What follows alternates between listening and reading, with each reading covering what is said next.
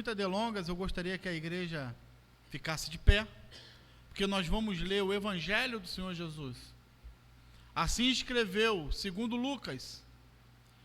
Como a oportunidade é propícia para o tema, e eu não teria mais próximo da data esta oportunidade, então o tema que nós vamos decorrer com a igreja, que eu vou decorrer com a igreja hoje, é sobre Natal. E o hino também aqui cantado agora, de manhã também, que fala sobre o Natal, que o Salvador nos foi dado. Nós vamos ler do capítulo 2, do versículo 1 até o 20. Entretanto, nós vamos meditar no único versículo, que é a chave hermenêutica desse texto.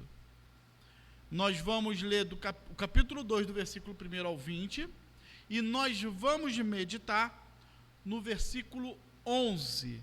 Então vamos à leitura.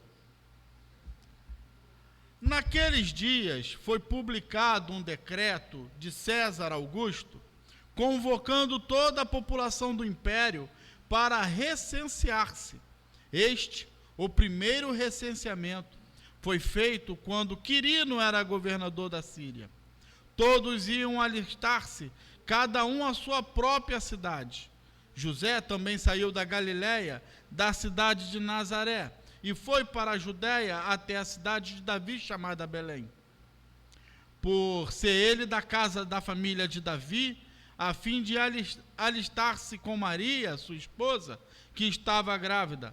Aconteceu que, estando eles ali, chegou o tempo dela ter a criança. Então Maria deu à luz a seu filho primogênito, enfaixou o menino e o deitou numa manjedoura, porque não havia lugar para eles na hospedaria.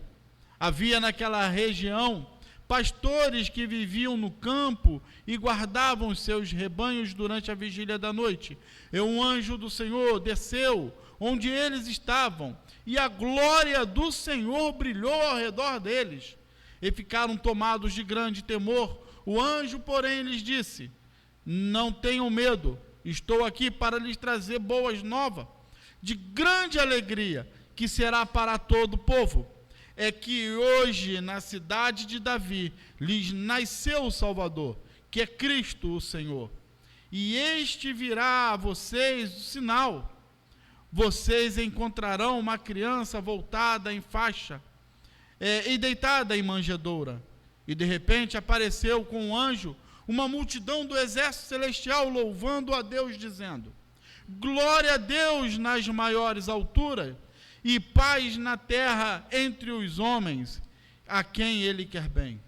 Quando os anjos se afastaram deles e voltaram para o céu, os pastores disseram uns aos outros: vamos até Belém e vejamos o acontecimento que o Senhor nos deu a conhecer. Foram depressa e encontraram Maria e José e a criança deitada numa manjedoura. E vendo isto, divulgaram, e lhes tinham sido dito a respeito deste menino. Todos os que ouviram se admiraram das coisas relatadas pelos pastores. Maria, porém, guardava todas estas palavras, meditando-as no seu coração. E os pastores voltaram, glorificando e louvando a Deus por tudo que tinha ouvido e visto, como lhes tinham sido anunciado. Glória a Deus por esta palavra. A igreja pode se assentar. Como eu disse antes, vamos meditar no versículo 11. Hoje, na cidade de Davi, vos nasceu o Salvador, que é Cristo o Senhor. É Natal. E o tema dessa mensagem que eu gostaria de conversar com a igreja, então, é Natal. O Salvador nasceu. Natal significa nascimento. Hoje, pela manhã, foi comemorado o Natal de casamento, porque nasceu um casal. Há 40 anos atrás, em matrimônio, o reverendo Rui e a sua esposa. E quando nós nascemos, meu Natal foi em 12 de novembro de 1972. Entretanto, tem um Natal mais especial, foi aquele dia que tivemos um encontro com o Senhor, no qual Ele nos chamou para participar da sua grande obra. Alguns privilegiados, e assim eu digo, e parabenizo aqueles que nasceram no Evangelho e permaneçam até hoje no Evangelho.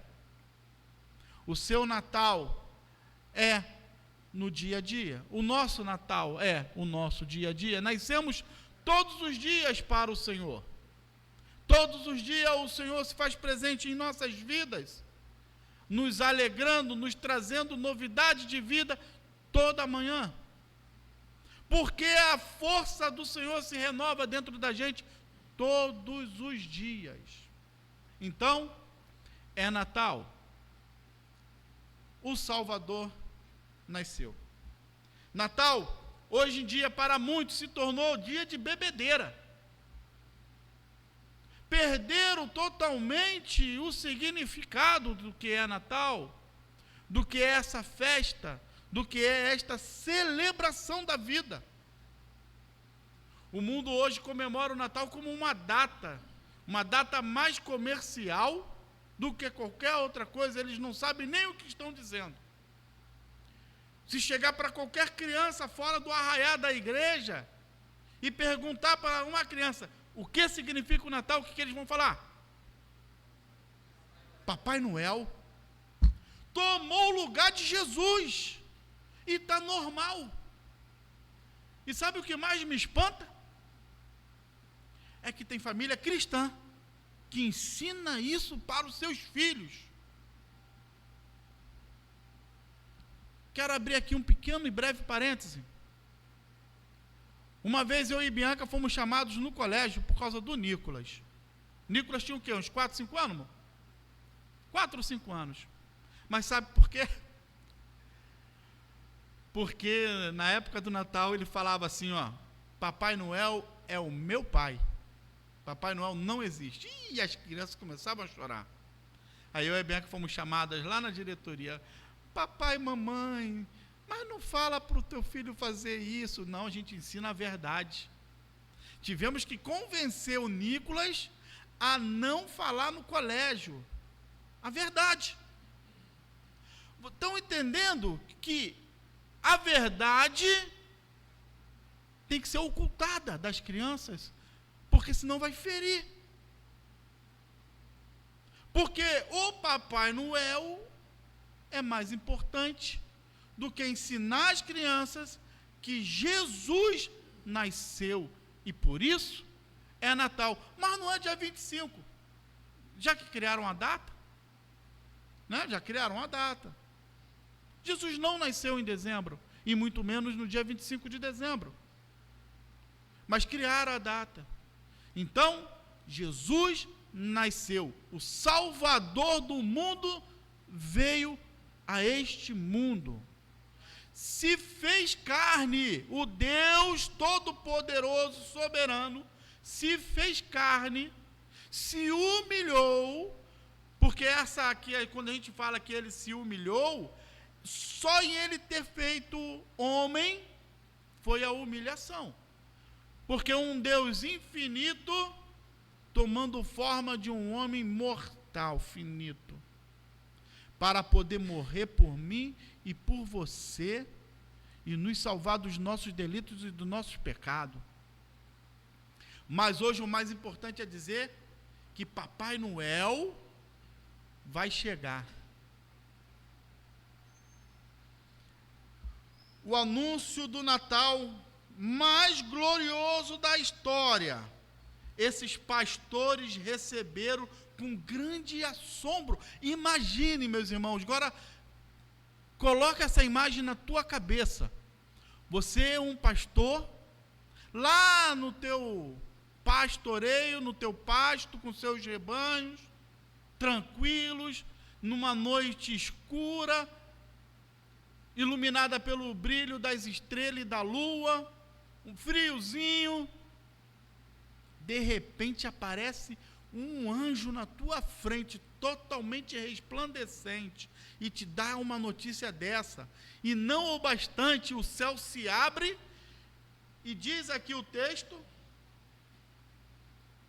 que um exército celestial louvando a Deus aparece na tua frente. O que tu faria? Sairia correndo? Ou você ficava maravilhado com aquela grande cena que está se abrindo na tua frente para te anunciar que o Salvador nasceu? Gente, que coisa mais maravilhosa deveria ter sido aquela noite. Imagine isso, coloque como se fosse uma cena hollywoodiana. Faça isso acontecer na sua mente agora e imagine lá recebendo essa notícia. Sabe o que aqueles homens fizeram? Contaram para todo mundo, porque eles não puderam suportar o peso daquela glória. As boas novas foram anunciadas a eles e até hoje reverbera nas nossas vidas. Todos os dias nós somos acordados com uma boas novas, que o Senhor Jesus nos salvou e nos garante até os dias de hoje.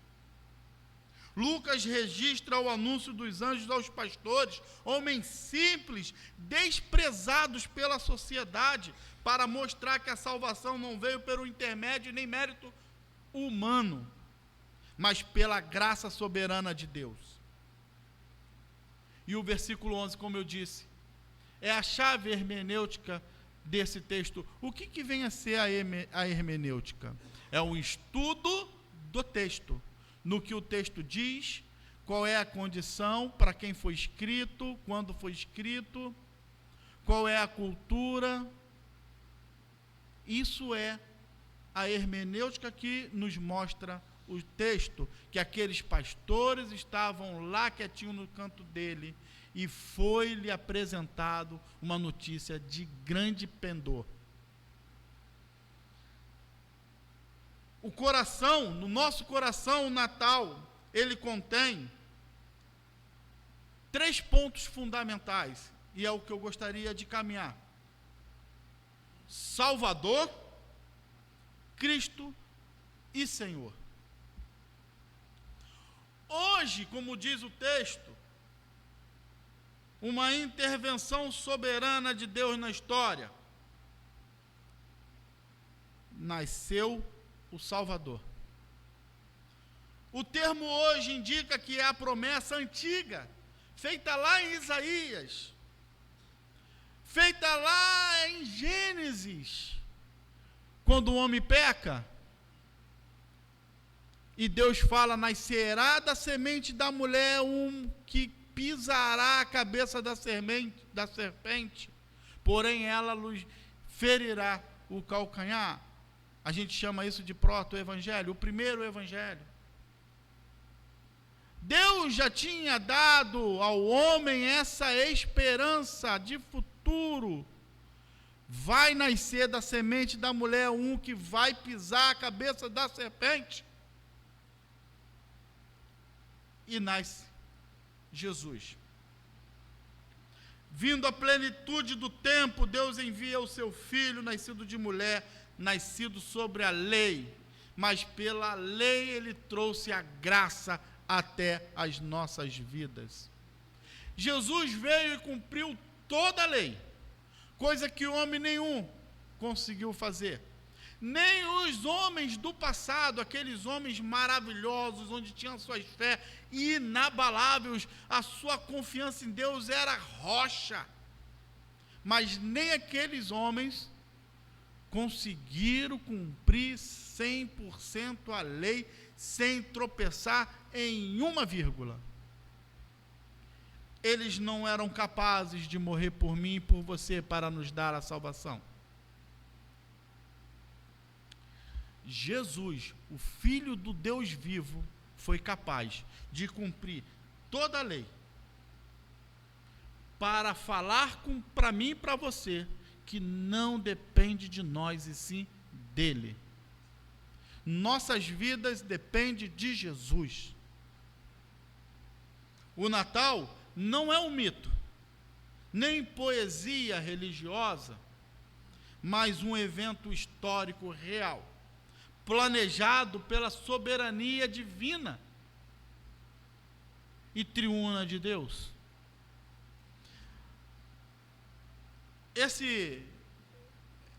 Essa parte das escrituras que nós lemos, ela nos aponta que Deus, ela age no tempo dele, cumpre com as suas promessas e entra na história para redimir o seu povo, a sua igreja. Como eu já falei minutos antes, a sociedade desvirtuou o que é o Natal, esse presente maravilhoso que nos foi dado. A nossa sociedade, ela não acredita mais numa verdade absoluta.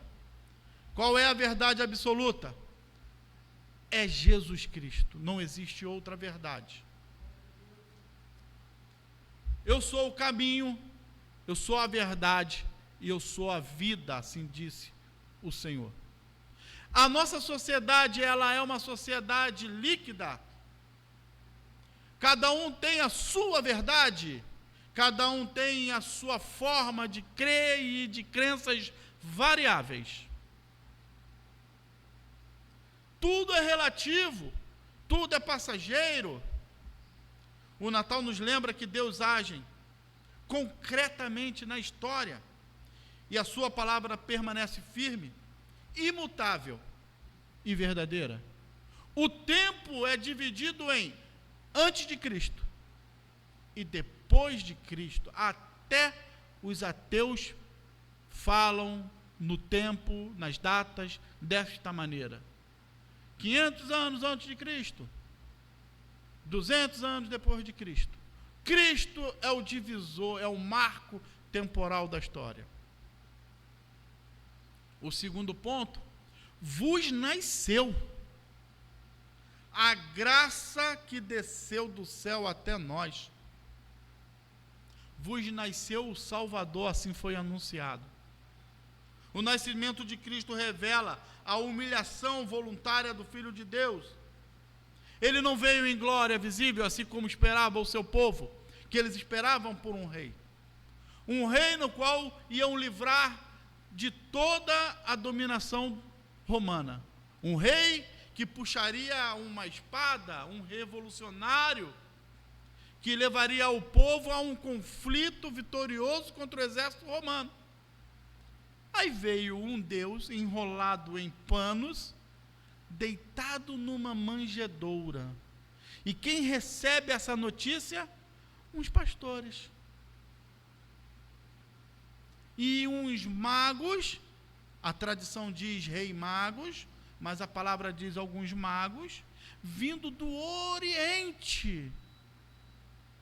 Quantos também não se revela, a tradição diz 3, mas não tem na Bíblia, não tem nas Escrituras. E eles atravessam o Oriente até o Ocidente, até o Oriente Médio, levando presente para esse Deus que acabou de nascer. E a gente conhece bem a história, Herodes querendo matar esse Deus, esse rei.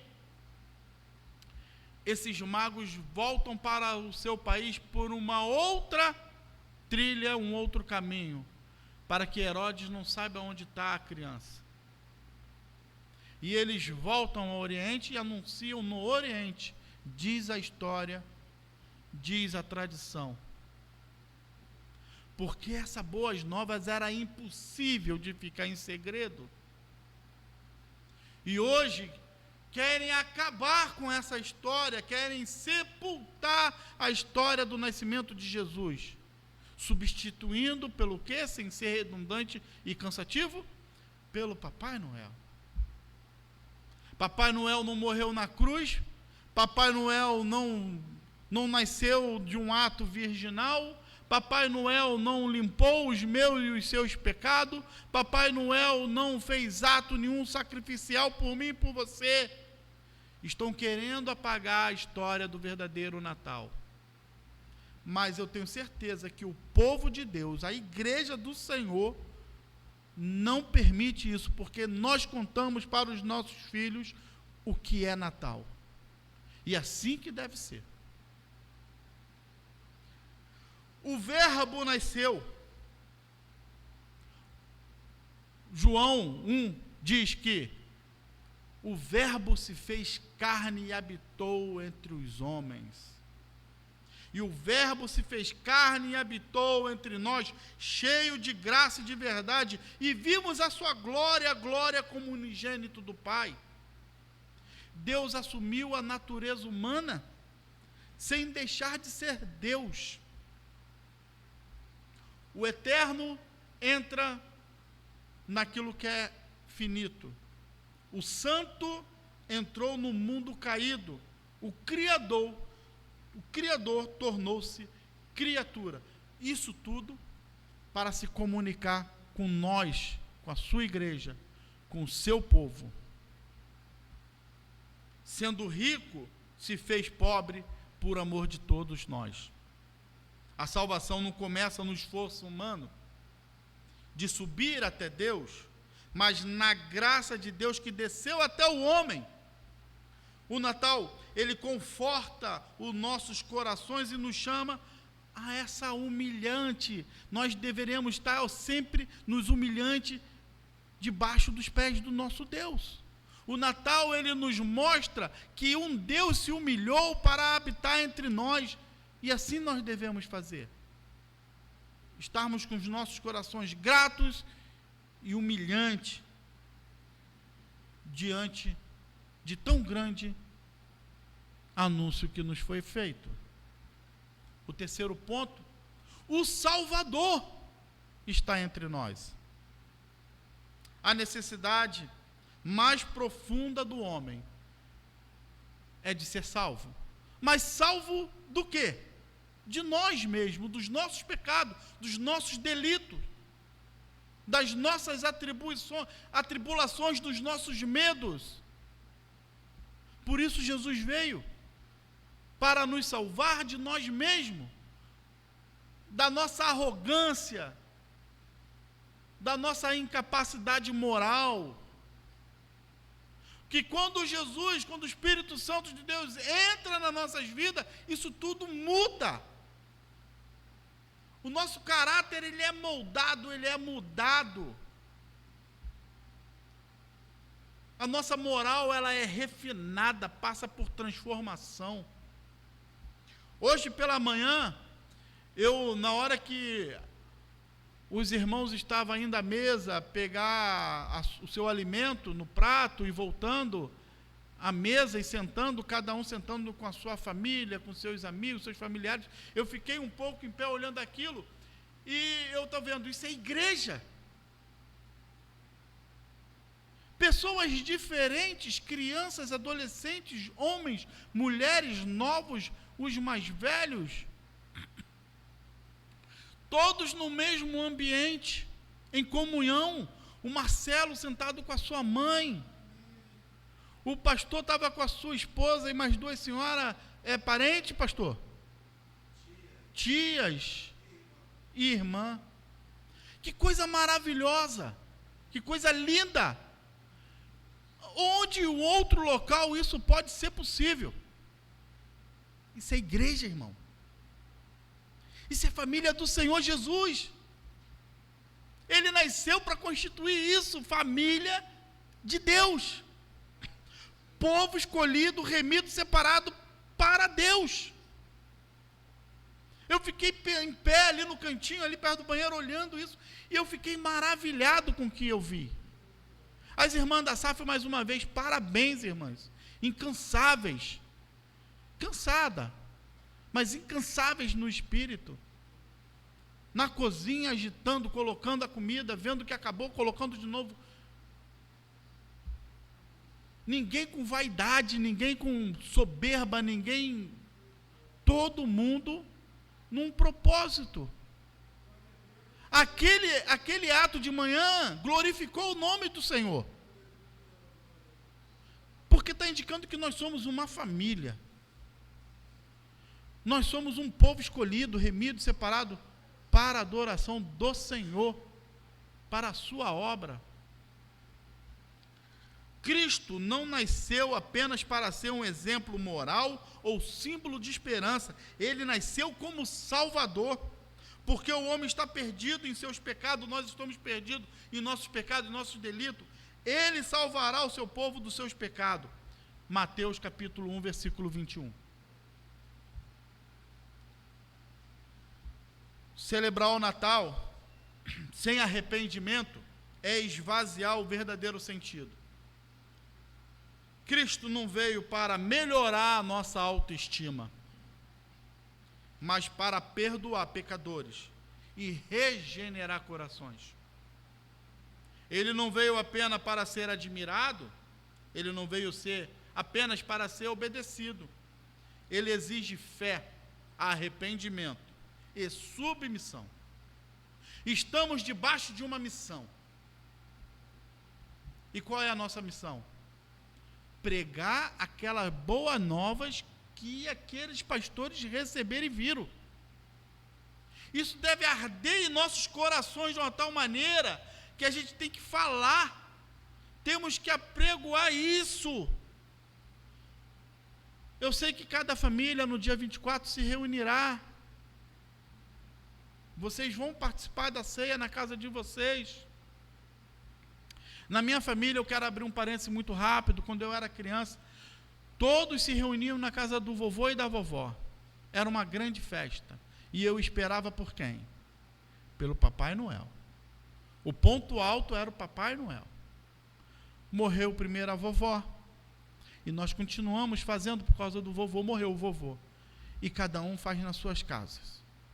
O meu pai manteve um pouco dessa tradição, fazendo na casa dele, para os filhos, as noras, os netos. Mas o ponto alto era o Papai Noel. E o Nicolas não tinha Papai Noel. E meu pai brigava comigo. Tem que ensinar o garoto. Falei, na minha casa a verdade predomina. E eu pedia para fazer uma oração antes da ceia. Morreu o papai. 7 anos.